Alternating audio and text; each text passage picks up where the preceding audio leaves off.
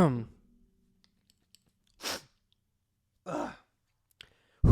you okay? You just gotta get ready. You gotta clear your voice. Ah! It's weird to see you like this. Like what? I don't know, because I talk to you all the time, but not like this. I'm playing a character. Okay. Kind of. Not really.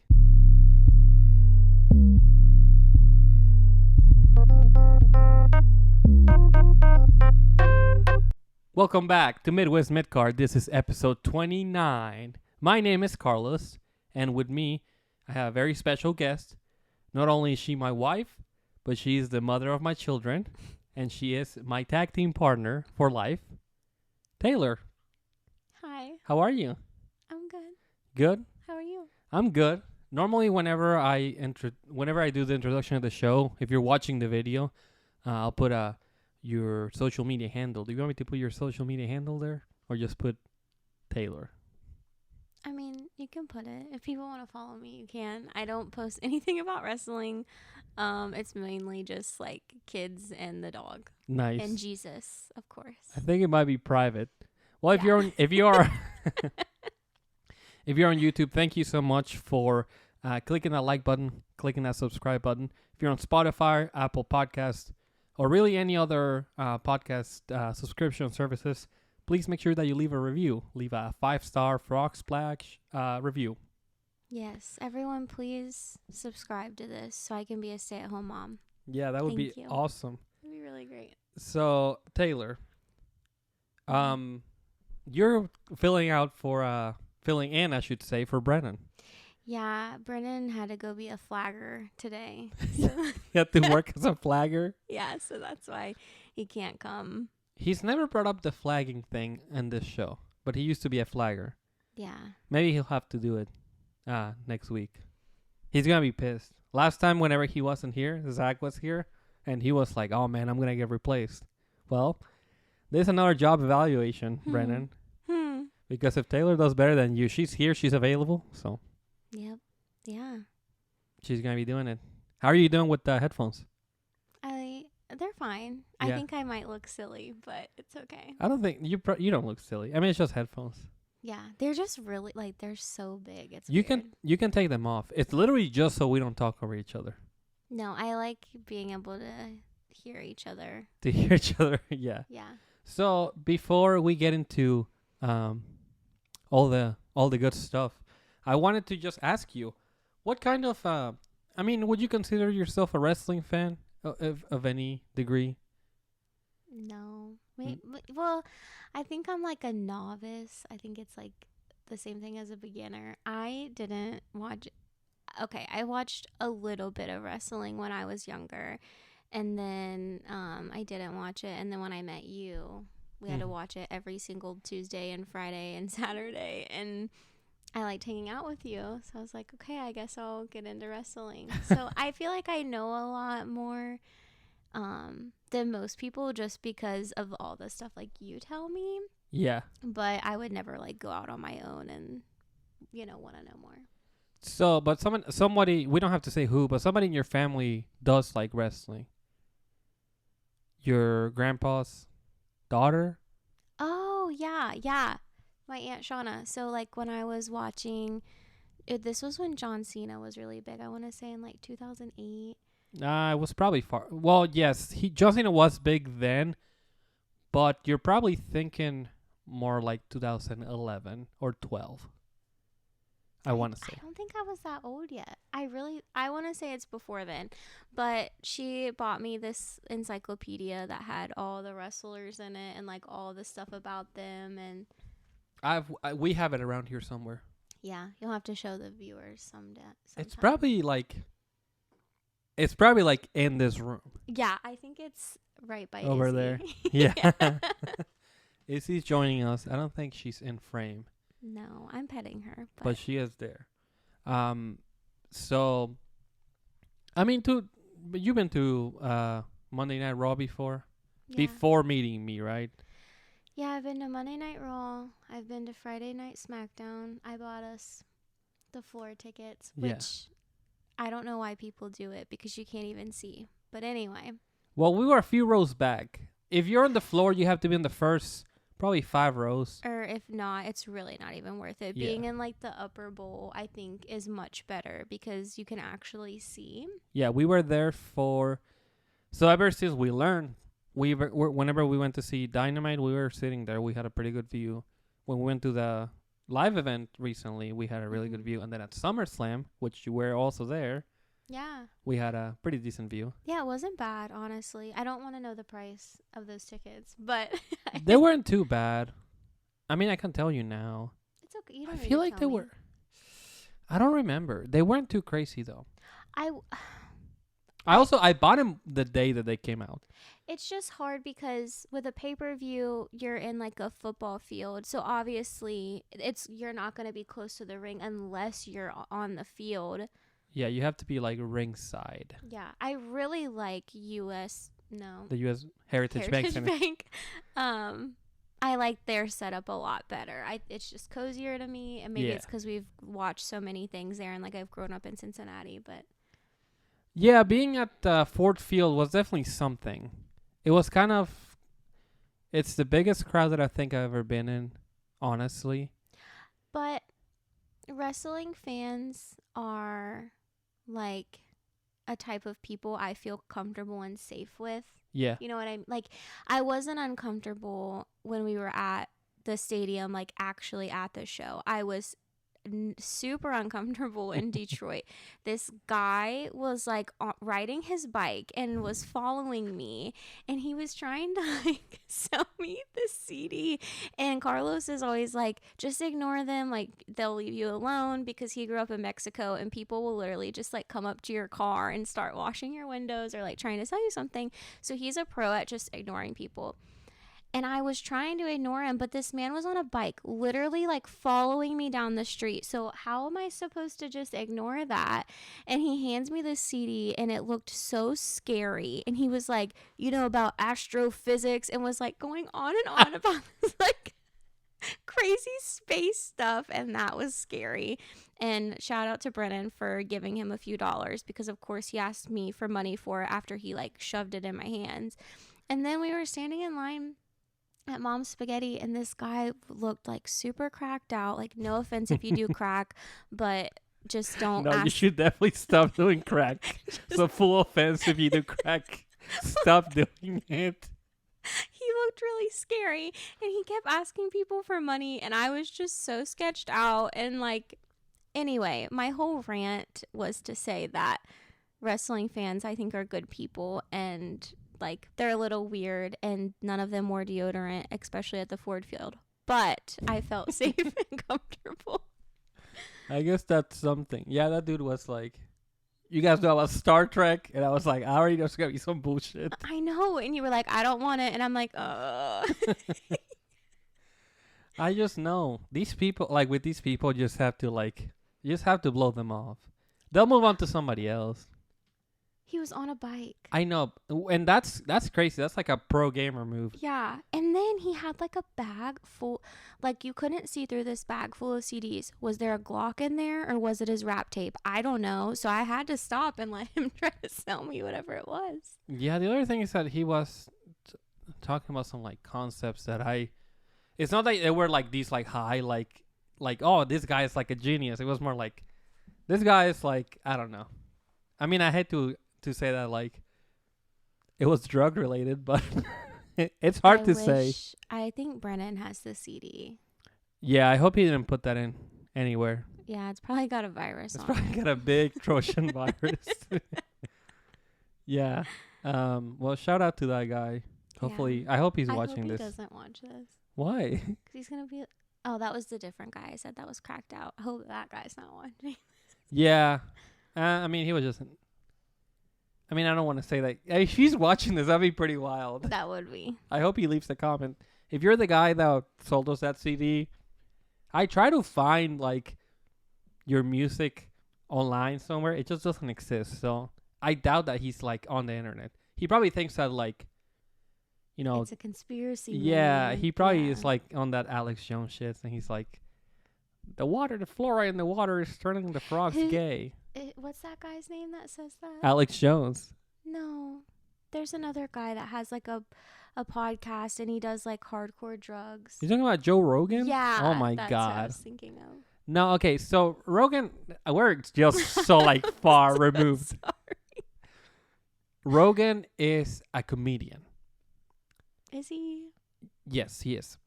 Okay. He gives a lot of people platforms that shouldn't have platforms.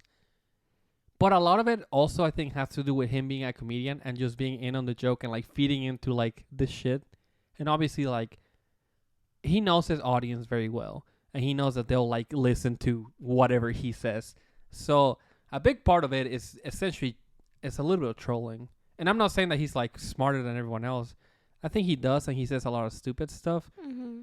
But also, I think he's pretty self-aware that his audience are not the smartest people in the world. Yeah. So, yeah. I mean, he knows he's got one of the biggest podcasts, in a while, or not in a while, but like ever since podcasts were like a thing. He's been around. So, I mean, props to him for. Yeah, I'm not gonna listen, But yeah, and he's had. I mean, and to be honest, he's had a lot of really like interesting guests. Not only like random weird people, but he's had some like his Robert Downey Jr. Interview is really really good. I didn't know he did an interview with him. Yeah. He's had some like pretty high pro. I mean, he had Elon Musk on, so he's had some high profile people, and like. Whether or not you agree with Elon Musk, he's ruining Twitter, of course. I don't have a Twitter. But he, at the very least, he's an interesting character to like hear and, you'll see what he's got to say. So Yeah. yeah. Okay. Anyway, back to wrestling. Well, this was a crazy week in wrestling, Yeah. and that's something I always just say. Truly, I don't know that this was a crazy week. This was not. Last week and this week haven't been the strongest, and it's a virtue of being at the end of the year. I was just getting ready to say, I feel like it's slowing down. Where like the summer's almost over. Football's coming back. Football's coming back, so the storylines are kind of like, going down. Yeah, so it looks like no bloodline on SmackDown this week. Paul Heyman was like, Jimmy Uso's gonna be on SmackDown next week, and then Kayla Braxton was like, "Okay, like how do you know?" Well, he said, "How you know?" She said, "Who's your source?" And he's like, "Well, I can't reveal that." So, speculation from internet fans is either there's nothing there, and that was just some like throwaway line, or like Rikishi, which is Jimmy and Jay's dad, is the source. So maybe Rikishi's getting involved. I think there's too little time to do a Jimmy and Jay match. Jay is out, Yeah, he's going to AEW. He's going to AEW. Oh, you know what? That reminds me. I forgot to tell this before we continue. So speaking of your fandom and your level of fan, you're more familiar with the lingo now. Yeah. But I do think it's funny that there was this one time that you saw a kid. He was probably like 5 or 6 years old. And he had a John Cena painted on his face from where they're like, oh, we'll paint the kid's faces. So he had John Cena on his face. Hold on. This was like a church carnival, like a church harvest party. And this kid had a John Cena, Yeah, it was like a little you paint. can't see me. No. He had John Cena's face on his. That's what it was. Wow, we got really advanced at this carnival. Well, the girl that painted, she does a good job. Shout out to Heather and Hannah. They do a really good job. So they did a good job with the face painting. Mm-hmm. So he had a John Cena face on his face. Okay. And I think he was wearing Spider-Man slides or something like that. I think he was too. So, but it was during the 2020 cuts from WWE whenever they fired a bunch of people. And Braun Strowman had just been fired. And Taylor was like, she was like, oh my God, you like wrestling? What do you think of Braun Strowman? Looks like he's fired. Is he coming back? What's going on with that? And the kid was like, yeah, I don't know. I think he's coming back. Like the kid had no idea what she was talking about. Like 7 years old. But there's like talking to him like he's like on the dirt sheets, like looking up whose contract is coming up. I get so excited when I see another like wrestling fan because now I understand because of you. But the level of that you understand is so far. Like it's not like, oh, I watch it sometimes, so like I know the characters. The level of it is like I know more about the backstage stuff because you tell me about it versus knowing like what the hell's going on in the show. So Yeah. I think that if you come up to a kid and you're like, I mean, it looks like Edge, that was his last match. Is he going to AEW? A kid's gonna be like, what? Who's Edge? What's AEW? What's AEW? Oh, I'm glad you unlocked that memory for me. So, if you went up to a kid and you were like, do you think that was Edge's last match on SmackDown? He had a match versus Sheamus. I don't know. Did you even watch that match? I didn't watch the match. And I don't think that that's going to be his last match. So, it was a really good match, truly. Well, there was like no build up to it at all. Yeah, so the story was that Sheamus is the person that got Edge thinking about coming back to wrestling. Then why would he want to wrestle him? Just to kind of close the chapter. I don't think that is his like last match. So, I don't think it's his last match.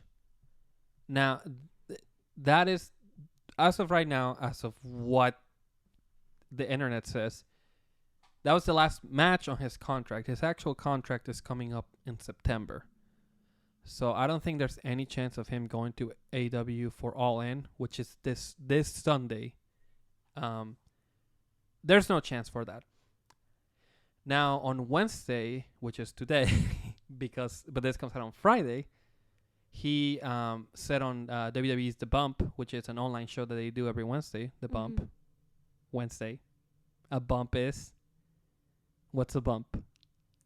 Where you take a hit? Yeah, it's like the actual fall in wrestling. Yeah. That's why it's called a bump. But it's also because it's a bump, like hump day. Yeah. Listen, I'm not an idiot. If it's Brandon, he would be like, oh. Oh, thanks, man. He said that he wanted to wrestle Sammy.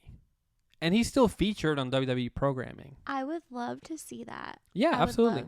I love the way Sammy wrestles. I never watched. I think Edge retired before I got into watching it. So, like, I have older friends. Remember Caitlin? Mm-hmm. She loved Edge and was like, oh my gosh, like, he might come back. And I was like, okay. So, like, I didn't really grow up watching him. But I think that would be a good match.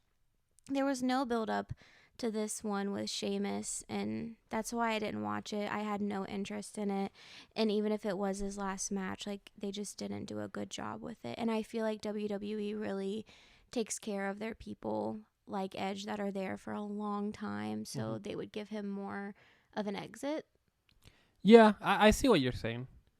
That's definitely something. I think someone like Edge would have a bigger send off for sure. Mm-hmm. The match had very little build. The match was really, really good. I wish you would have watched it because outside of it just being like kind of thrown together match, it was actually really fun. Edge had to hit 2 spears to beat Sheamus. And there was a really cool moment where Sheamus was hitting his 10 beats of Bod Ran or whatever it's called. He hit him on Edge. He had him over the ropes. He was like, hitting him. And then after he hit him, Shane was like turn around, he was like celebrating, and Edge was like over on the on the ropes, like still like stumbling around, but he was like he flipped him off, and he was like, come on, like let's do this. So I mean that was cool. This Edge run has not been my favorite. I've learned to appreciate Edge more after the fact. Like after he retired in 2011, I learned to appreciate him more. I was never a huge fan. But then he retired, he came back, and then I kind of went back and, just revisited some of that stuff. And he's got a lot of good stuff. But this last run was kind of lackluster. And I think the big problem was the pandemic hit right when he came back. Mm-hmm. So he had a few matches with Randy Orton. He did the storyline with Roman Reigns. He main evented WrestleMania versus Roman and Daniel Bryan. And then he did the match with AJ the year after at WrestleMania, formed the Judgment Day, got kicked off the Judgment Day. Dominic Mysterio turned on him and Ray, and then that's kind of where we're at now. Yeah. He had he had the program with Seth Rollins, which he had a really good LNSL match with Seth Rollins. That was probably his best match. That or the Randy match, the one that was called the greatest wrestling match ever, was also very, very good. But I think the Hell in a Cell match with Seth was better. And then this year he had the Hell in a Cell match versus Finn. I think the reason Edge hasn't had the best run is because I could be wrong, but do we love him or do we hate him?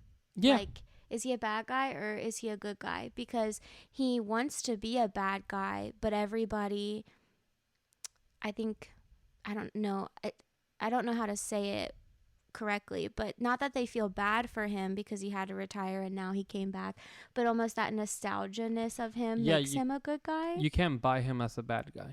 I can't. And I see what you're keep saying. pushing him as one, and I think that's why I'm just like, okay, if Edge is there, cool. If he's not, I don't care. And I'm sorry if you're an Edge fan, but that's how I feel. That's such an interesting thing to say because in wrestling, there is a version of a wrestler where they're a little bit too old to be there, but they're still really good. And there's a couple examples of it right now. There's Edge and then there's CM Punk, which are both like past the point. I don't like this is a Brennan thing I'm about to do. I don't like CM Punk. I think he's a crybaby, and I'm glad he's at AEW. CM Punk is still great, and Edge I think is still great. He can still put on some great matches. He's still great in the ring. Back in the late 90s, Hulk Hogan was way past his prime, and he formed the NWO, which was arguably his second biggest, if not his biggest run after just being Hulk Hogan as this like big like Superman character. He had another run as an older man in WCW as leader of the NWO, which is still like highly popular.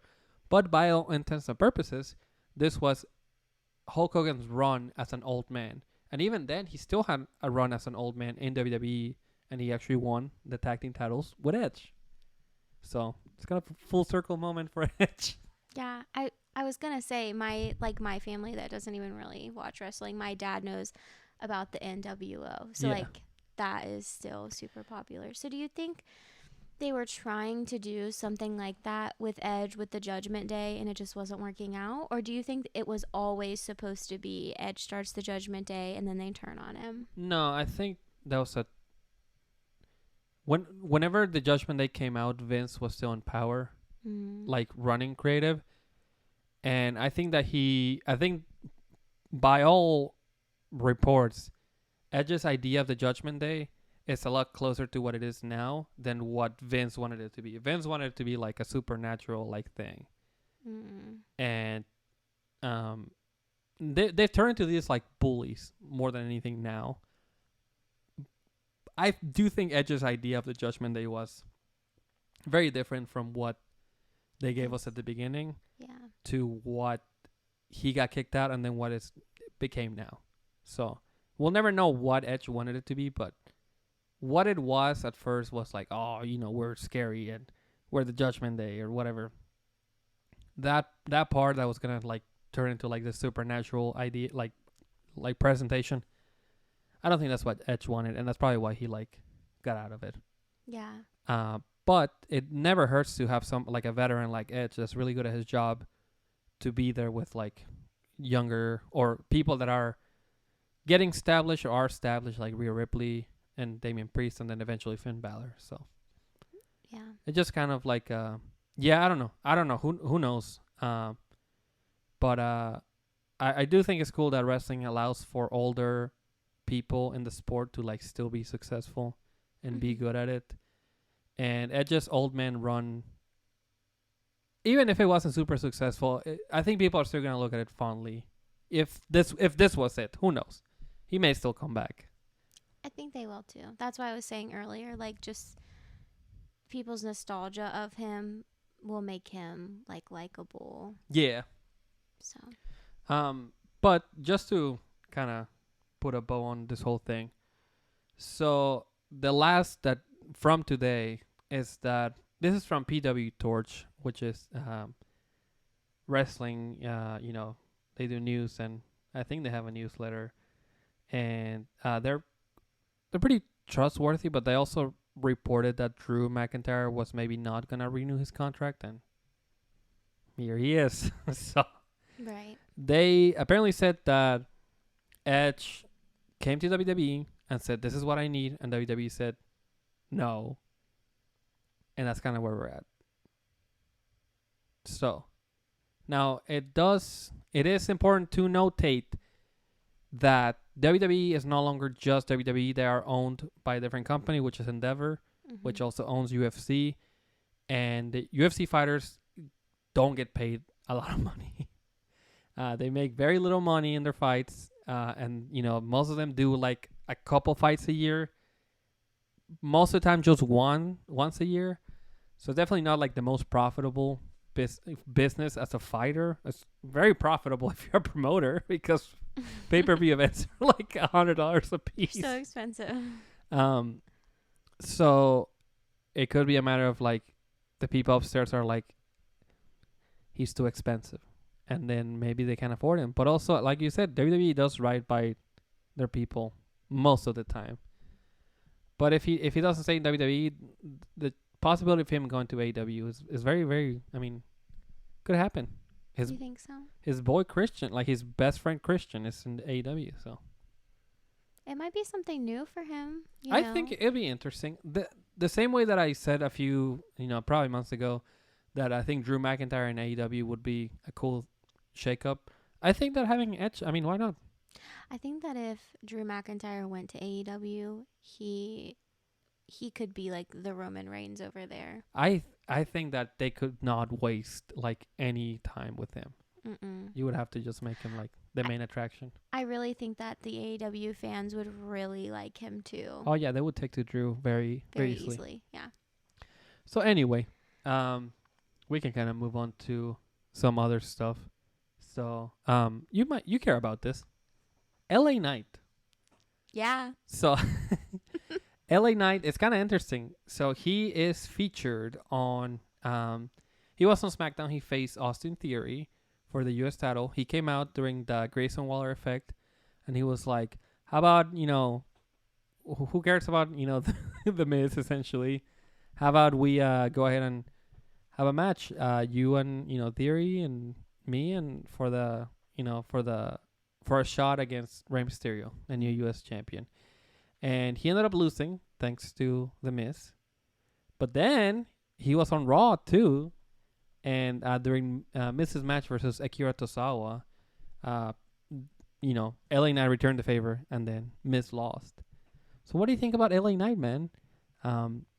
Before, probably a few weeks ago, it was like, oh, he's got backstage heat, and maybe they don't like him.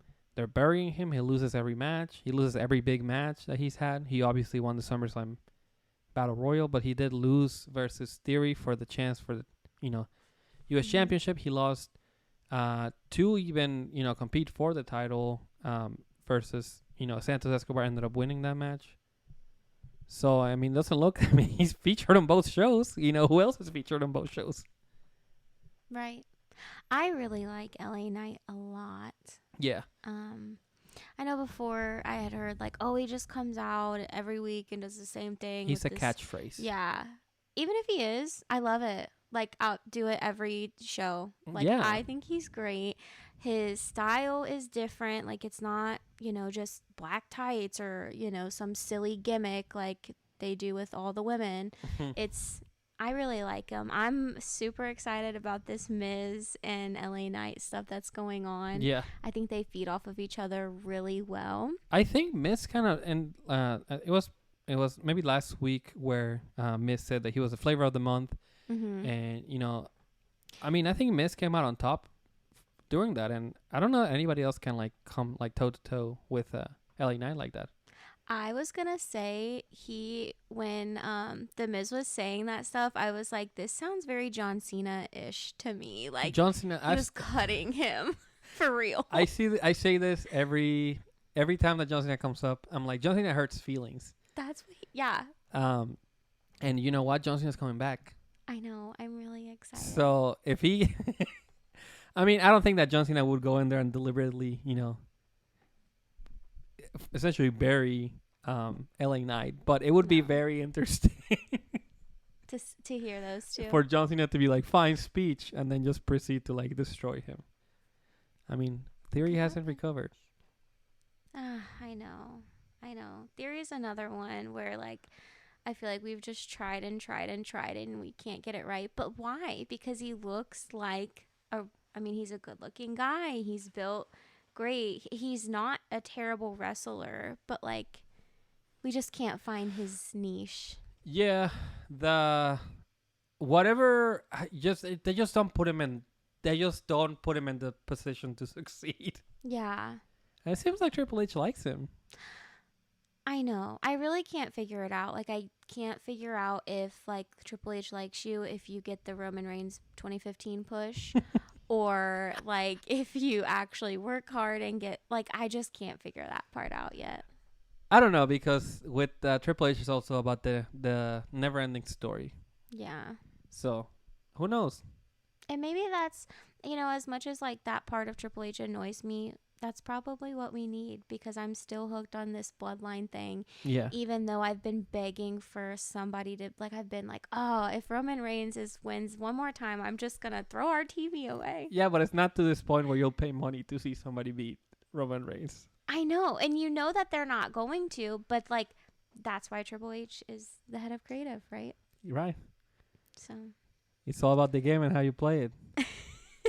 You didn't watch the Nakamura pre-tape, right?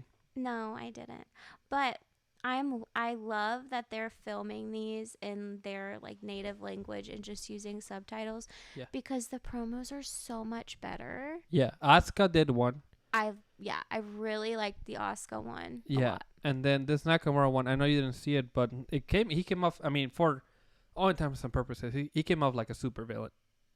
And obviously, a part of it is because he's speaking Japanese, and as somebody that doesn't understand Japanese, it always comes off like that. That's just how Hollywood conditions to think like that. So they do. But he got the promo. They had these graphics behind it. It was great. They cut in and out footage of Seth Rollins.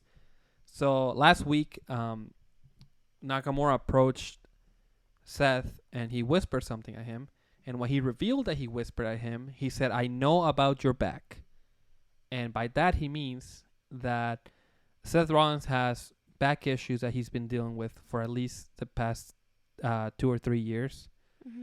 Seth confirmed that this is true. He said he's got like 2 vertebrae that are like broken. This is probably true. He's probably been wrestling to it. I heard a report that he had back issues from probably 2 or 3 weeks ago. So I think it's weird that this is part of the story now and that came out. I don't know if maybe Triple H was planting the seed. I'm telling you, he's the head of creative for a reason. So Nakamura came off like such a villain because he said he has to wrestle out like that. I know like you're in pain constantly. I know it hurts to like pick up your daughter. Like he was like cutting deep. Oh my gosh. Yeah. So he is clearly targeting that, and I think it'll be interesting if Seth Rollins makes it out of this, because they have a match at Payback for the World Heavyweight Championship. Whoever's next, which if it's Gunther, he's not gonna survive a Gunther match with a bad back.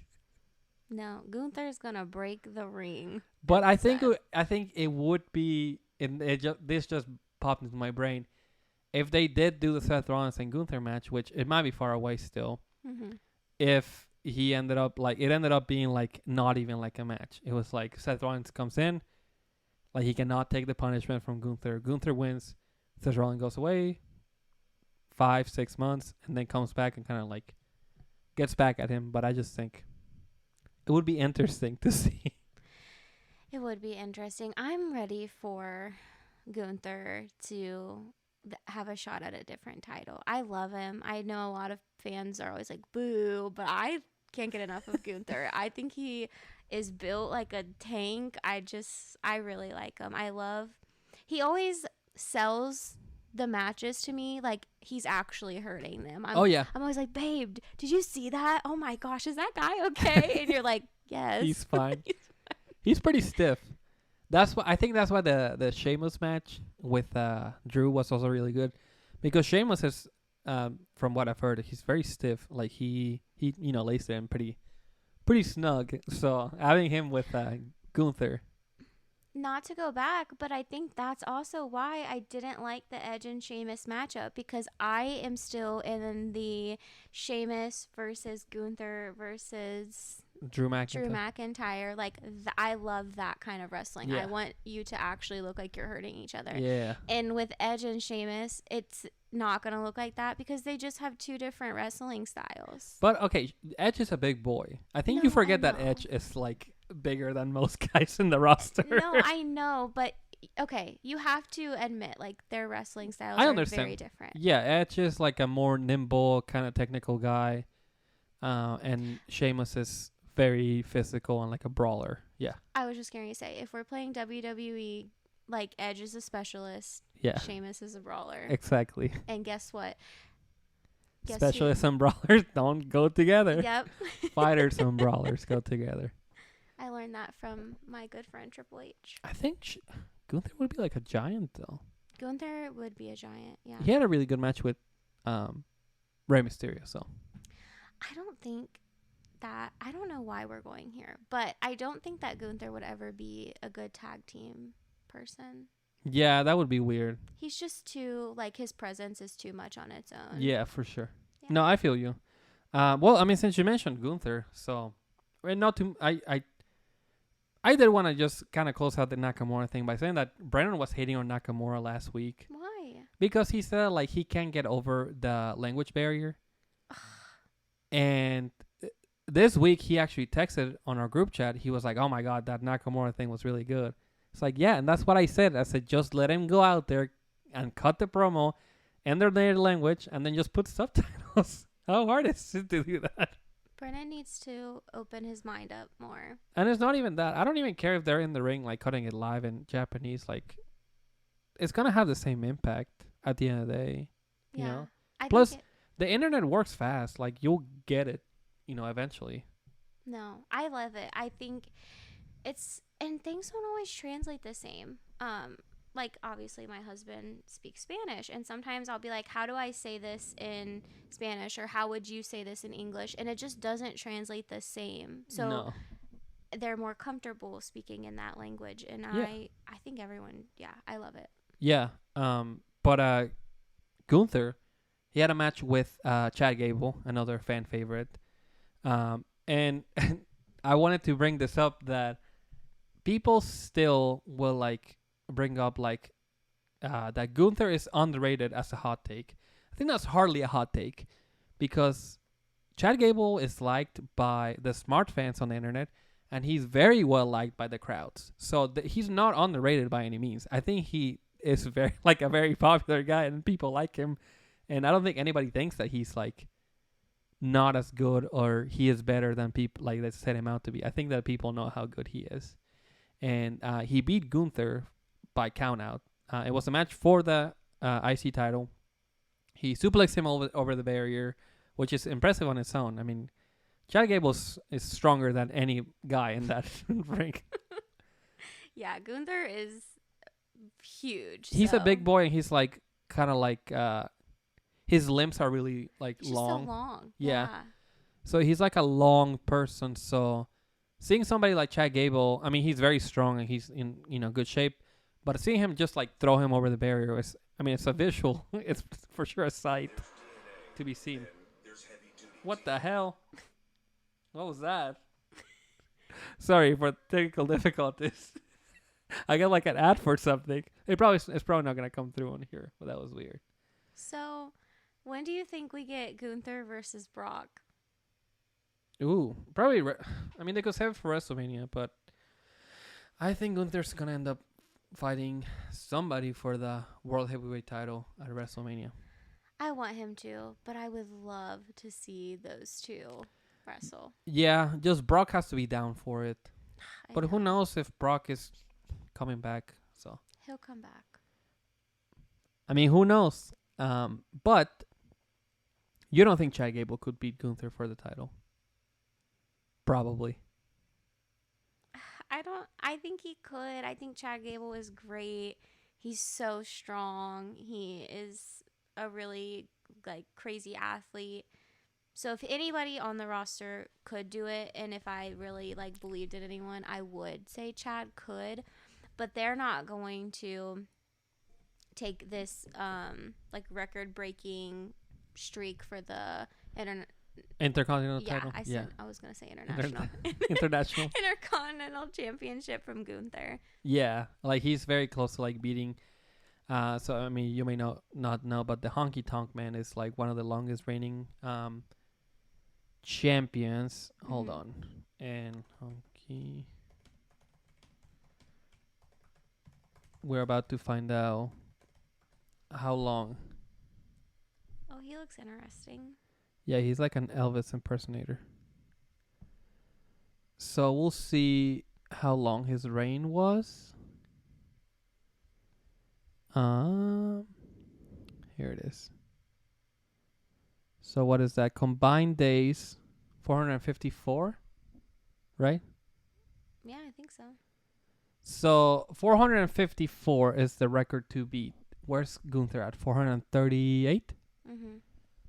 So 438 today. So he's very close to beating it. I don't know when Payback is, but I feel like Payback might be like the day of him beating the record. No, wait. I think that's just next week, right? Yeah, but taking the title from Gunther at Payback, is that too predictable? No, and that's where the whole like Triple H doesn't hotshot people like that. Like even if Chad Gable is like super popular, he would still let like things breathe a little bit until it's like his time to like actually beat him. But who knows? Yeah. He could surprise you. He could surprise me. I think it's too predictable, and I don't think it will happen. I think it'll be like some shenanigans will happen or something like that, and there will be another match maybe. Yeah, and I just don't know what you do with Gunther for the rest of the year if he's not intercontinental champion. Who knows? I know. So that's the other issue I have with people like Roman Reigns or like Gunther having the title for so long. Where do they go after this? Right, when you've been... Yeah, I truly don't know what you would do with Roman Reigns after. No, like you've done it all. Like really, what is there to do almost? Just go on a year-long, like, sabbatical. Yeah, I don't know. I don't know. You're right. I wouldn't even know where to start. Truly. Like you wouldn't want to see him do. You've been like, oh, I've already seen this. Like I've seen this man do way crazier things. Right, like no other achievement would like come close to it. Yeah. So, I mean, kind of switching gears. I know that I mean, obviously, you're not you. It's not your job to watch the shows, but did want to tell you that women's wrestling has not been like heavily featured on Raw or SmackDown. I don't even remember. Do you remember the last time you saw a women's match on the show? No, and at SummerSlam there was only 2. Right, and one of them was not good. No, this wasn't on the pay-per-view, but they were chanting, "This is boring," for the whole thing. Yeah, for Shayna and Ronda. Yeah, that's never good. And we haven't seen Ronda since.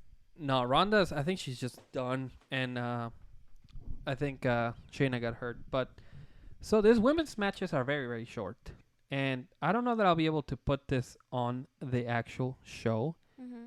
But this person on Twitter posted the whole tag team match from Raw on Twitter. And why is this important? Well, because the video is about a minute and 30 seconds long. So do you think a tag team match should be around a minute and 30 seconds long? No. Well, not even 30 seconds. A minute and 11 seconds long was the match. That's how long the entrance is. Right. And this sucks so much because I love women's wrestling personally. And I think Chelsea Green, if you want to talk about underrated talents, Chelsea Green is very underrated to me. She has a character. She puts herself out there and she plays up this shit like she does. No, it's crazy. So well. So she's out there like putting in the work, being her best self.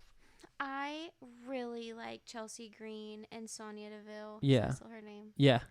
I know that Sonya's hurt, but it was like day and night working together. Like they just go so well, and Piper Niven is just ugh. I like her, but I don't like this tag team at all. So we'll see what happens with Piper. I do like the dynamic of having. I always like a big and a small. I think having like a powerhouse and then like a technical or like a high flyer. I think that's a good dynamic. So, but yeah, I mean this sucks.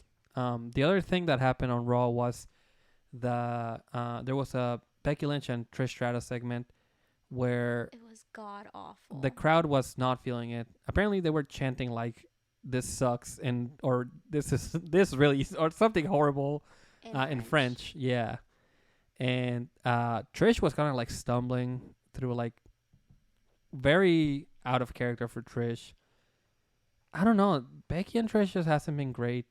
No, I'm over it.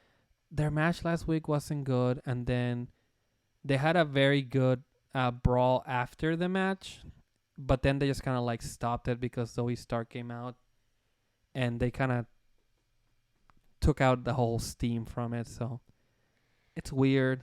Rhea Ripley was on the show, of course. She's part of Judgment Day. She had a very quick match with Candice LeRae too. She just beat her with her Eradicator submission. And then Raquel came out and she was like, I got the match at Payback. I'm cleared to compete. And that was all the women's stuff for Raw. And none of it was like anything to write home about. Yeah. I mean, like if I wasn't talking about how much the women aren't featured, I wouldn't even be talking about it because there was nothing on there that I would say, oh man, I can't wait to see this. That was great stuff. Yeah. And it's a shame, truly, because Io Sky is still, she just won the title on SmackDown. We don't know where that is going or, kind of what the deal is with that just yet. It looks like she's going to be still feuding with Bianca and Charlotte, but I don't know. Which I'm so over too. Like, I think Bianca's great, and obviously Charlotte is like super awesome, but it's almost like the same three people do the dance. You know what I mean? I see what you're saying. Can we get some either new talent or can we highlight somebody else? Which I think they're trying to do with Io Sky, and maybe I just haven't given them like long enough to really go somewhere. Yeah. But yeah, I don't know why. And like every live, like all the events we've gone to, there's been a ton of like little girls there. So why wouldn't you want to feature women wrestling and, give them a spot to be represented? And like most of them were dressed like Rhea Ripley. So like if you want to sell merch, Triple H, maybe like have some more women's matches and make them longer than a minute and 30 seconds. Exactly. No, that's a great point. And of course, like they have girls like Selena Vega that is barely on the show. And she's Latina. Yeah. What other Latina do they have besides Raquel? Bailey. Okay. I mean, she doesn't rep Latinos like that, but she's Latina. She doesn't. Io Sky. Puerto Rican. Ricochet's Puerto Rican too. Io Sky is not Puerto Rican. She might as well be. They were treating her like she was Puerto Rican during Backlash. So she had that great match with Bianca Belair. I thought Io Sky was gonna win. Yeah, and I honestly, maybe it's because I'm a girl, so maybe Brennan would have like a better. Brennan hates women wrestling. Why? I don't know. He's a hater. It's probably because he hasn't been I good really lately. think we need to have like an intervention with No, him. but his He doesn't like people speaking other languages. He's not open to women he wrestlers. hates women. He does. His favorite match of WrestleMania was Charlotte and Rhea Ripley. So Okay, you know what that's like? I'm not even gonna say it. I have because- black friends. Yes, that's exactly what I I was can't be thinking. racist. I can't be racist. Okay. Anyway, I don't know why we're going there. I don't even remember what I was gonna say. Just women's wrestling not being featured. They have the whole tag team division, and Kaden Carter and Katana Chance have barely been featured. I mean, they had the match, but it was a minute and 11 seconds. Chelsea Green and Piper Niven are the tag team champions now, but just build some more tag teams. Shotzi has like a program with Bailey that's kind of there, kind of not there. Again, Selena is still on the roster. There's Xia Li. There's Candice LeRae that was thankfully on the show. Indy Hardwell. All these people that you're probably not even familiar with because they're not on the show. No. But they have a lot of women in the roster. Who are the women that just came from NXT? I know they're like called Unholy, but I don't know. Oh, yeah. So, my goodness. Forgot their name. Because they're never But on. Alba Fire and, oh my goodness. Why did I forget her name? She's great. Alba Fire and her tag team partner. How did I forget? Isla Dawn.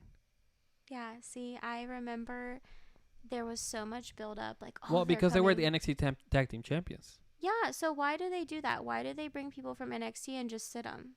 Right. Exactly. See, now Like you're what- thinking like a smart fan. What was, like, really, what was the point in that, I guess? So, kind of to close this out, because they have all this women talent, and yet they're still booking the Judgment Day and a combination of Sami Zayn, Kevin Owens, and then somebody else on the main events. So, I did want to point out this week main event was Cody, Kevin Owens, Sami Zayn versus Priest, Dominic Mysterio, and Finn Balor. Last week's main event, Finn Balor versus Cody Rhodes. And the week before that was Sami Zayn, Cody Rhodes, Seth Rollins versus Judgment Day, which Sami Zayn was eventually replaced by Shinsuke Nakamura. But all three main events have featured the Judgment Day, and to some degree, which I'm fine with the Judgment Day being a big part of the show. I think they definitely have stuff going on. Mm-hmm. But I mean, sometimes you just gotta let them like. I mean, like the Chad Gable and Gunther match could have been the main event of this week. Yeah. And then you can close out with like, oh my God, he won by count out. You know, what's going to happen next week? Kind of leave it on a cliffhanger. Yeah, if we were playing WWE, I would have told Triple H that he got his matches incorrect, and that should have been the last one. Yeah, so do you think Raw's getting pretty repetitive recently? I do. Yeah, before you even told me like who the last main events were, I knew it was a combination of Cody Rhodes going against the Judgment Day. Yeah. Like, Yeah. and I love Cody Rhodes and I love the Judgment Day, but like, can we just do something different? Yeah, just like switch it up. And they don't have to have a match, that combination of matches every week. And yeah, just especially if they're going to be in the main event, because if they are going to be in the main event, we're going to feel like we watched this before. So many times. And this is also why I see why you don't like the draft, because there's just not much you can do if you only have half your staff here and half your staff there. Yeah. And yeah, it's just you just have to find a good balance. And no, like realistically, I think that it's cool that LA Knight is in both shows, but like Raw's 3 hours. I don't think he needs to be on both shows. Like you either commit to having him only on Raw or commit to only having him on SmackDown, and then utilize the rest of Raw to have some women's tag team matches or something. Let's use like an hour of Raw just for women. Because as much as I want to see Rhea Ripley and Raquel, the build hasn't been that strong. It's just kind of been like, oh, I attacked Raquel, let me move on to SummerSlam, and then after SummerSlam, Raquel is like, I'm not hurt anymore. I'm coming for that title. So, but is she really hurt? Oh, I mean that's storyline. You think it's all storyline? I don't think it's all storyline, but I think that was a storyline. I really like Raquel. Raquel's great, Yeah. but I mean, she's probably not gonna beat Rhea Ripley. Is she still dating Braun Strowman? I think so. Okay. They're like Blue Lives Matter. Okay. Anyway. They love to control the Is narrative. this a political podcast? Not or- anymore. The first few episodes were. Okay. I'm just kidding. It's always political. No. I'll bring up a political issue every now and then. No. Don't. I did. You don't watch this show? Anyway. The last part that I have for you is your favorite because this Sunday is AEW All In. There's going to be 80 plus thousand fans at Wembley Stadium in the United Kingdom. Now this I'll just tell you about this because I'm sure that you are not super familiar with this whole situation, but there's been a lot of criticism over the card not being like living up to the hype. This is AEW's biggest show, but yet they have this week, and the next week they have All Out, and All Out is their WrestleMania. So what are you putting at All Out? And why are you booking All Out a week after All In? Or better yet, you knew All Out was happening on this date. Why are you having All In a week before? I don't know who makes the decisions over there. It's Tony Khan, Well, he sucks. And I'm sorry to say that. Booker of the But- Year. No, that show is just so backwards with everything it does. Why is this called All In and that's called All Out? So the name All In comes from the first show pre-AEW, before AEW existed. There's All of the people coming. this one journalist, Dave Meltzer. He somebody tweeted at him, was like, "Hey, do you think that these like independent guys, which were Cody Rhodes, the Young Bucks, Kenny Omega, Hangman Adam Page, the Elite, do you think that there could be an independent show that could sell 10,000 seats?" And Dave Meltzer was like, "Well, I don't know about that," or whatever. Essentially, Cody took on the challenge, and he was like, "I think that we could do it." And that's why the show is called All In. With the support of Ring of Honor, they were able to put on an independent show, 10,000 seats at the Sears Center in Chicago, if I'm not mistaken. Mm-hmm. So they were able to do this with almost completely independent with the backing of ROH. But the narrative is that the show was completely independent. It had all these independent stars at the time. Eventually, what came out of that was what became AEW and, what it is today. All thanks to Cody Rhodes, the savior of wrestling. Not quite, but that's why the name is All In, and that's why All Out became kind of like the response to All In. And now that they have the Wembley show, they called it All In just kind of as a callback to the beginning. the original. Yeah, I don't know why these are a week apart. I don't know. So Also, if they're going like overseas and you're going to have 80,000 people, like you're going to want to give them a really good show. So what are Exactly. they going to build to? So, yeah, the whole placement is not great. The card is not this similar to the original All In. The original All In was mostly like a super show for the most part. Mm-hmm. It didn't carry like a lot of stories. Like there was a story with Cody. Always has a story going on, so he had like a story going on with fighting Nick Aldis for the NWA World Championship with the 10 pounds of gold, which is a very legendary title. That Dusty Rhodes probably won. And the other story that was going on was Kenny Omega and Pentagon, if I'm not mistaken. I think they had something. But other than that, the main event was a 3-on-3 match with the Elite versus Rey Mysterio, Rey Fenix, and somebody else. Rey Mysterio was on that show, by the way. I remember you telling me. So the card is not dissimilar. Let me go over the card, and you can tell me if there's anything here that you care about. So there's on the pre-show, there's Aussie Open versus MJF and Adam Cole for the ROH World Tag Team Championships. This is on the pre-show, so it's a free match. CM Punk versus Samoa Joe Hold on. Yeah. Why is MJF on the pre-show? Well, hold on. There's a story here. Okay, sorry. CM Punk versus Samoa Joe for the real World Championship. So CM Punk's been walking around with the AEW title that he never lost, and then he spray painted an X over it, which is CM Punk's logo. And he's fighting Samoa Joe for the real World Championship. Then we have Swerve Strickland and AR Fox versus Sting and Darby Allin on a coffin match. Sting, pretty cool, right?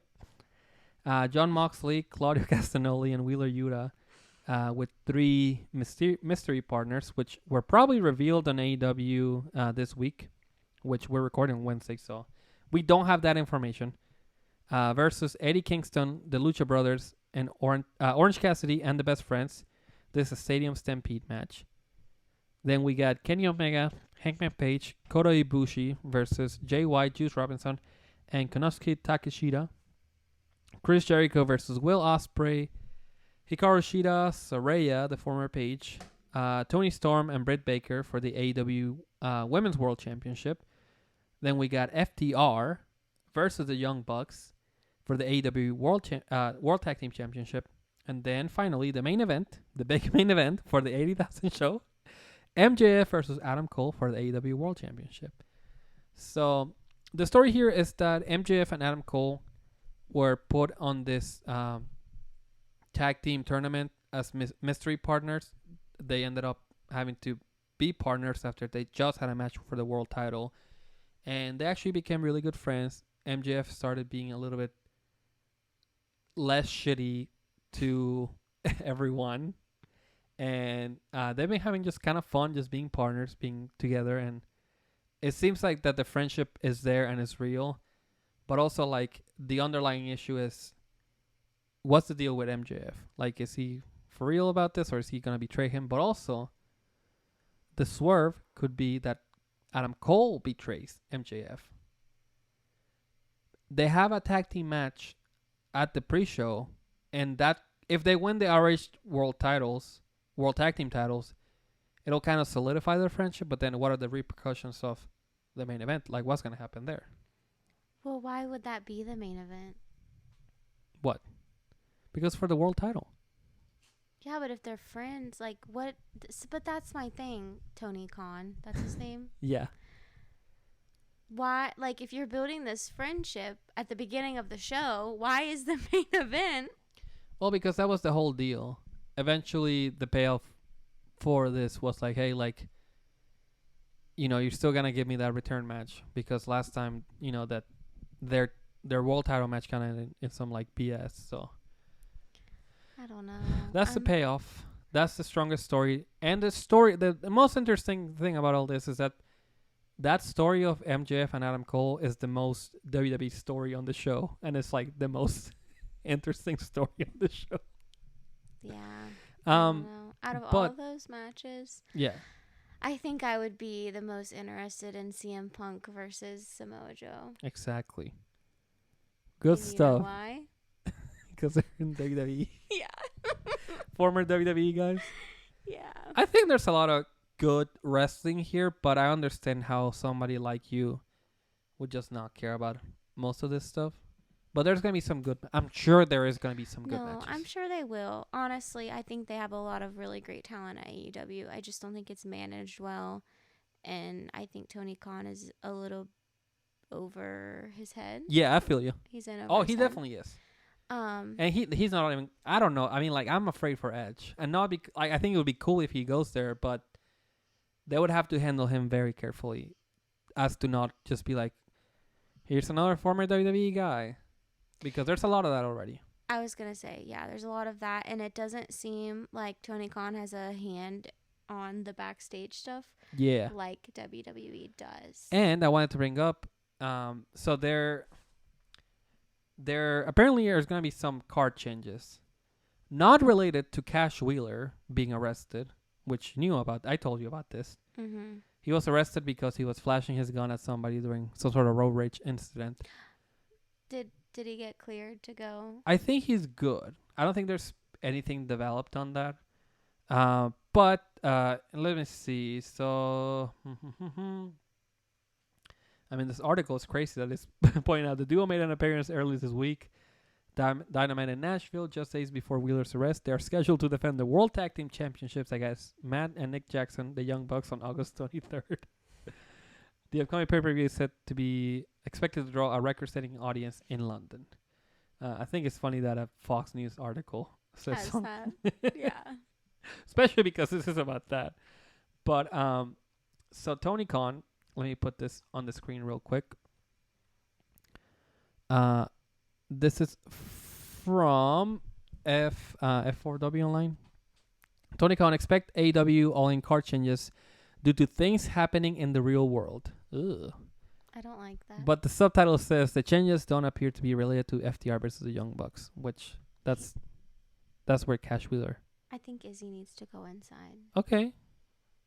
Do you want to let her in? Sure. Let's take a quick break. And we're back. And let's see. So this changes to the real world. I don't know what he means by that. But this article is from, what does that say? August 22nd? Mm-hmm. That was yesterday. Do you think they should be making changes to the card the week of? Not just the week of, but like a couple of days before. Right. That's definitely pretty alarming, I would say. But this really is, as much as I've like dogged Tony Khan, this is nothing that he could honestly control. Yeah. So. If he says it's related to the real world, I really don't know what he means by that. If it's something like having like visa issues, that's tough, man. Yeah. But also, I'm referring to the guy getting arrested. Like, they've been talking about this for months and months and months. And if you're going to book something overseas and sell this many tickets, then, like, why is the last thing you're worrying about your people's visas? You know what I mean? Yeah, I don't know if that's the issue or not, but that's definitely pretty important. And that's something that you have to look at pretty far in advance, especially because getting approved for a visa is just kind of, at least in Mexico, it's kind of bullshit. And it takes a long time. And you don't always get approved, especially if it's a work visa. Why do they need a visa, though? Can't they just travel, like, with a passport? I think you need a visa to go into the UK to work. Really? I think you need a visa to go to Canada. Actually, that's not true. No. I think I guess we're not working. Certain countries that go to other countries, like from Mexico to the US, you need a visa. But I feel like Canadians don't need a visa to go into the US. I'm pretty sure. I don't know. Mexicans need a visa to go into the US. Right. For sure. But I don't think Canadians need a visa to get into the US. You need a visa just to visit family? In the United States, you need a visa to get into the country. I thought it was just like a passport. No. From Mexico, you have to have a visa to get into the country. Why regardless. don't we have to have one when we go to Mexico? Because Mexico doesn't have those restrictions. Oh, okay. It just varies. Yeah. Well, this is news to me. I thought you could just go wherever you wanted. No. That's what I'm saying. I think Canadians can come into the U.S. no problem. So this was during the media call that he said, I expect more changes. They were not changes I wanted to make or planned to make. He said there will probably be some changes of the car necessitated by things happening in real world stuff. In some cases, that is nobody's fault. But that is not related to the world of professional wrestling. Yeah, I don't know. I think he's referring to the arrest. I don't think so. Well, we'll see. They're still promoting the match. They probably promoted the match today on Dynamite. So, I don't know. Do you think this show's going to live up to the hype? You know what? I hope that it does. Me too. I want it to succeed really, really bad. I do too. This is their first event outside of the country, right? That's correct. Yeah. So I hope it goes really well, and I hope they're received well. And, you know, I've never been to any other part of the world to watch wrestling. So, like, maybe that's where AEW's people are going to be at. Oh, the crowd's going to be awesome. Yeah. I mean, you remember Money in the Bank. The crowd was pretty insane. Yeah. Well, I didn't know if that was just like a WWE thing or if it's just any type. Like, you know what I mean? I don't know how they like wrestling. UK crowds are I mean, they love wrestling, but UK crowds are really great for most events. They're really great for football, of course, and they're really great for wrestling. So Yeah, I hope it does. I'm not gonna watch it, but I'll probably watch it. you let me know Um, how it goes. I mean, you'll have to watch some of it. It's on Sunday night. I have church, so where everyone else should be. Anyway, I think that's the show. Okay. Yeah. Well, thank you so much for being part of it. Thank you, everyone, for listening. If you made it all the way here, I really appreciate it. Yeah. Is there something you want to add? Yeah. Make sure you leave a review and let us know if you think I should be on every week and we should just kick Brennan off. Yeah, let us know if he should. If last week was his last week with Edge, he's gonna have to he retired with Edge. Yeah. He's gonna have to forfeit the predictions championship. So how sad. It'll suck if he's just gone forever. Yeah. Yeah, he didn't even get a send off. Well, we're not WWE here. So.